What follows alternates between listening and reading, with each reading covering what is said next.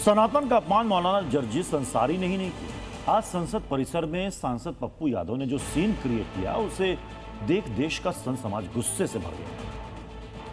चंदा चोरी पर पप्पू यादव का नाटक देखने के बाद मथुरा में संत समाज ने पुतला दहन किया। लोकसभा स्पीकर ने चेतावनी दे डाली कि संसदीय गरिमा और पवित्रता के साथ मजाक कतई बर्दाश्त नहीं। अब सवाल ये उठ रहा है कि पप्पू यादव ने पुजारी के भेष में चंदा चोरी का जो नाटक पेश किया, क्या उनका यह दाव उल्टा पड़ गया?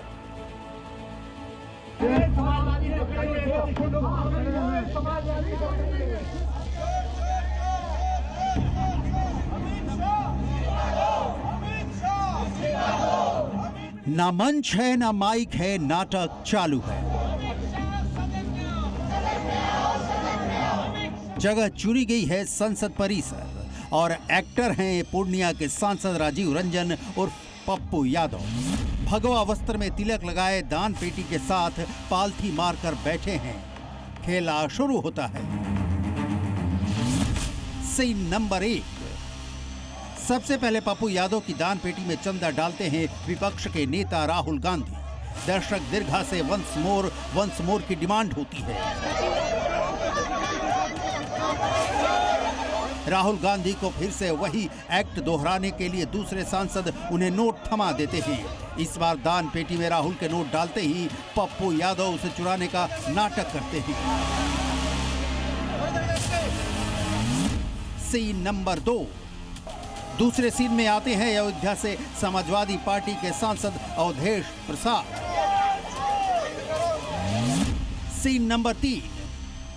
पप्पू यादव दान पेटी लेकर भागते हैं। Scene number 4। अवधेश प्रसाद और कुछ सांसद पप्पू यादव को पकड़ते हैं। दान पेटी लेकर भागते पप्पू यादव का गिरेबान पकड़कर उन्हें मीडिया वालों के सामने खड़ा कर देते हैं और फिर तुम चंदा चोर हो, फांसी पर लटका दो जैसे नारे गूंजने लगते हैं। चंदा चोरों को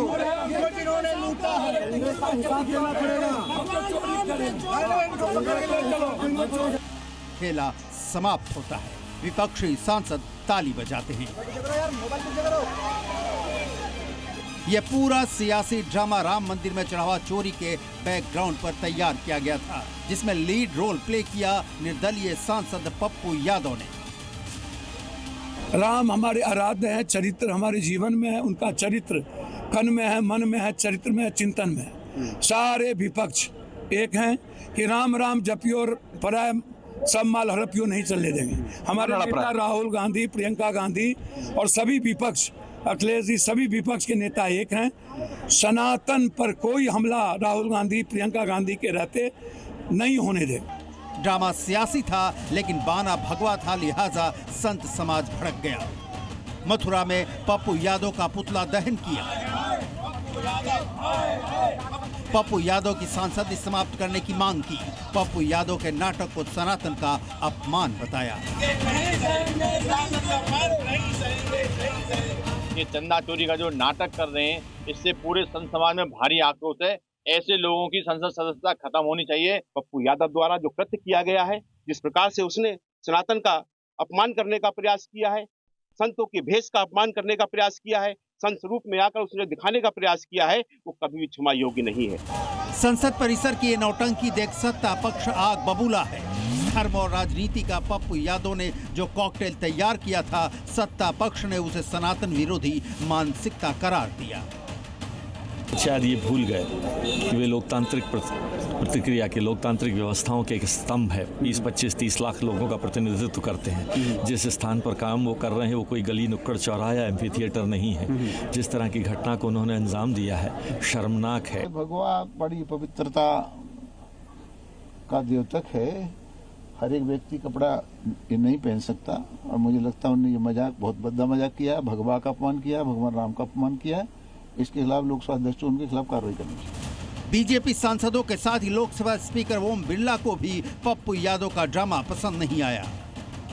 कुछ मान्य सदस्य तो वेश बदल कर संसद में जिस तरीके से पहनकर आते हैं कि संसद भवन और संसद परिसर की पवित्रता बनी रहनी चाहिए, मर्यादा बनी रहनी चाहिए। विरोध प्रदर्शन के इस नए तेवर और पप्पू यादव के एक्टिंग के कलेवर देख विपक्षी सांसद उनकी पीठ थपथपा रहे हैं। लेकिन सवाल ये है कि क्या भगवा में पप्पू यादव का ड्रामा सनातन का अपमान है? क्या पप्पू यादव का भगवा भेष में विरोध का दांव उल्टा पड़ गया है? या विपक्षी दल पप्पू यादव के जरिए जो मैसेज देना चाहते थे उसमें वे कामयाब रहे? विरोध का तरीका चुनना लोकतांत्रिक अधिकार है, लेकिन वो विरोध क्या जिससे किसी की भावना को ठेस पहुंचे? पप्पू यादव जानते हैं कि चंदा चोरी में धरे गए लोगों में कोई भी भगवाधारी नहीं है, लेकिन सनातन के देवालयों में श्रद्धालुओं की पूजा ईश्वर तक पहुंचाने वाले पुजारी का संसद परिसर में ऐसा अपमान, जवाब तो पप्पू यादव ही देंगे और वो लोग देंगे जो पप्पू यादव की वाहवाही कर रहे थे। ब्यूरो रिपोर्ट, जी मीडिया। दादी के हाथों का जादू और खुशबू से महकता घर। MDH गरम मसाला, असली मसालों से भरा हूँ मैं, क्योंकि हर रिश्ता है स्वाद से जुड़ा।